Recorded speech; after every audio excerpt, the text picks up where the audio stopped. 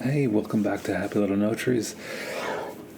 Today we're going to talk about a fun little topic that will transform your footage, which is thinking outside the box. There's one thing that I noticed that I've started doing over the last 2 years, and that is I don't use Resolve color management or the Resolve stock CST to get to my display space anymore.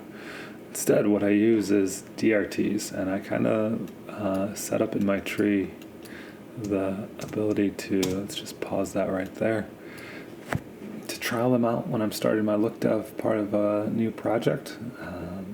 And so, yeah, right now we can just do this. I'll just paste this just for giggles, and we'll drop in CST here. And just kind of just tie this in. And so, yeah, this is honestly the trick that if you're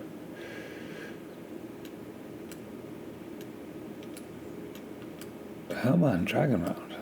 If you're a and label this, node label open.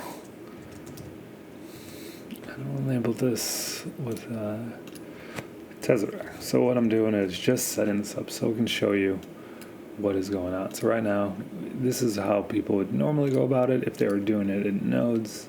They just take their timeline footage, Davinci Wide Gamma, Davinci Wide Intermediate, and then they would pump it out to, say, Rec 709, Gamma 24.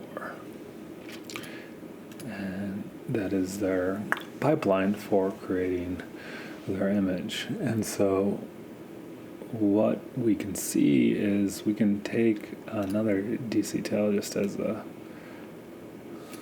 just pop that in anywhere.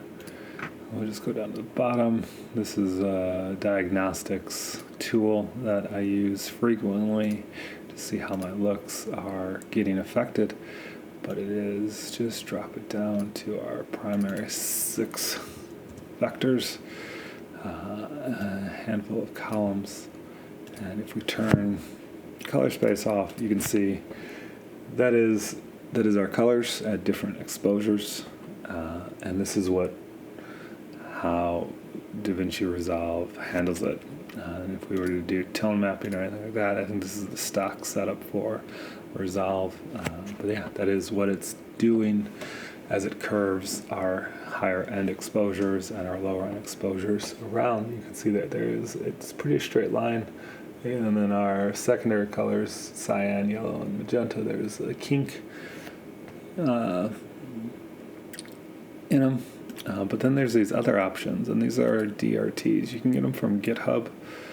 There's several free ones out there. And we're going to just set these up real quick. So the settings are defaulting to Davinci Wide Gamut, but this is Tesseract, so you can see. Oops. We can turn all these on. And this is OpenDRT. And now when we start with our layer mixer, we'll just turn color space off. So this is Tesseract. You can see there is a much more smooth, rounded curve. It's getting smoother at the high end. And we can go to OpenDRT. This is one of the ones I use a lot. And then the one that is like the flavor of the month that everybody really likes is JP2499. And you can see there's big sweeping arcs as it makes the little flower on the vector scope. And that is, we could turn this off and you can see how that was affecting our footage. So this is JP2499 and this is Resolve. Very subtle, but there is a subtle difference between what Resolve is doing and what JP2499 is doing. And we can see that if we turn on OpenDRT is slightly different, and Tesseract is slightly different. And so where that, as you see with this chips pattern, where that gets important is how the hue rotates as it gets to higher ends of purity. Kind of matters. So right now, and you can see this is just what the colors are doing as the image gets brighter. And for Resolve color management, it kind of taps out in terms of what it's doing. Whereas you get that more subtle, you can change it with different settings in Resolve color management, but ultimately most people probably don't get beyond that. And so yeah, you start getting a nicer, better roll-off to how colors congregate towards white as they get brighter with the math that these other DRTs are doing, and how things get darker and under shadow. But it is a noticeable difference when you start playing around with these, especially on bright, high saturated footage, where the Davinci wide gamut kind of starts to fall. So if you haven't played with DRTs yet, you need to have the studio version, I believe, to have access to DCTLs, which are download things that go into where you point your LUT folder at or something like that. There's a lot of videos that talk about how to do that, but I have links to these three in the description of this video. You just go to GitHub, you download the file, and away you go.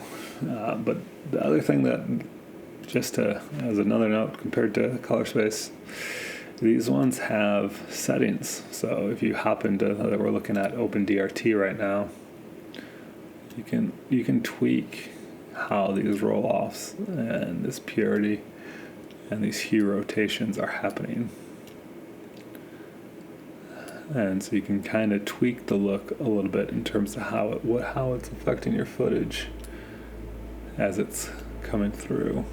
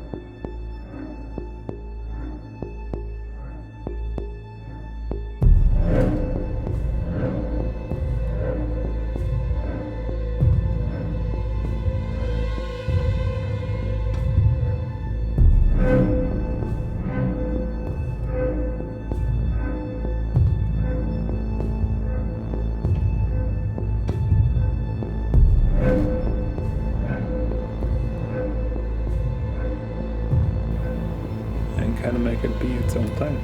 So anyways, I hope you enjoyed that. Just a quick look, but this is one simple thing that the pros use to transform their footage. Anyways, like, subscribe, do all those other YouTube things, and I will see you in the next video, hopefully. Keep making happy little node trees. But yeah, I guess I should talk a little bit more, or yeah, while you're looking to watch the next video, just here's some of the clips for the different settings, I think, if I recall, that I was planning to do that. Bye.